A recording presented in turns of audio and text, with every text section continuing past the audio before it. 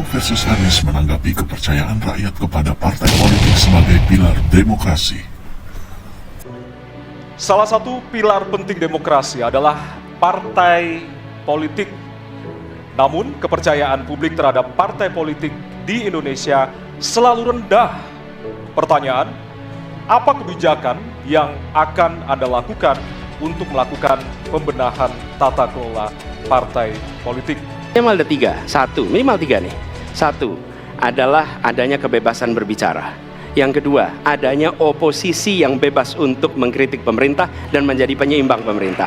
Yang ketiga, adanya proses pemilu, proses pilpres yang netral, yang transparan, jujur, adil. Tiga. Dan kalau kita saksikan akhir-akhir ini, dua ini mengalami problem.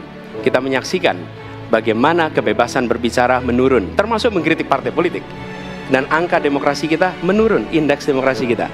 Bahkan pasal-pasal yang memberikan kewenangan untuk digunakan secara karet kepada pengkritik, misalnya Undang-Undang ITE atau pasal 14-15 Undang-Undang Nomor 1 tahun 1946, itu semua membuat kebebasan berbicara menjadi terganggu.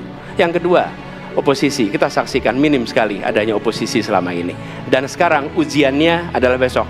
Bisakah pemilu diselenggarakan dengan netralitas, dengan adil, dengan jujur? Ini ujian ketiga. Jadi, persoalan demokrasi kita lebih luas dari segala persoalan kepada partai politik. Nah, bagaimana untuk partai politik sendiri? Partai politik perlu mengembalikan kepercayaan. Tapi di sini ada peran negara. Menurut saya salah satu masalah yang mendasar, partai politik ini memerlukan biaya. Dan biaya politik selama ini tidak pernah diperhatikan di dalam proses politik. Untuk kampanye, untuk operasional partai, semua ada biayanya.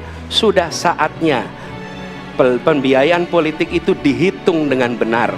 Ada transparansi, sehingga rakyat pun melihat ini institusi yang bisa dipertanggungjawabkan. Jadi salah satu reformnya adalah reform pembiayaan politik oleh partai politik. Terima kasih. Mas Anies.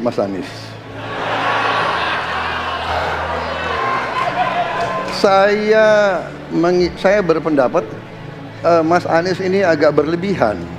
Mas Anies mengeluh tentang demokrasi ini dan itu dan ini. Mas Anies dipilih jadi gubernur DKI menghadapi pemerintah yang berkuasa. Saya yang mengusung Bapak.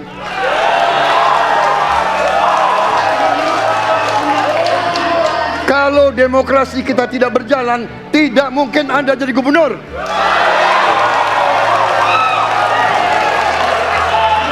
Kalau Jokowi diktator, Anda tidak mungkin jadi gubernur. Saya waktu itu oposisi, Mas Anies. Anda ke rumah saya, kita oposisi, Anda terpilih. Waktu habis, Bapak. Harap tenang, Bapak Prabowo. Baik, para pendukung, kami mohon untuk tenang, para pendukung. Para pendukung, Baik. harap tenang. Kita akan lanjutkan dialog kita.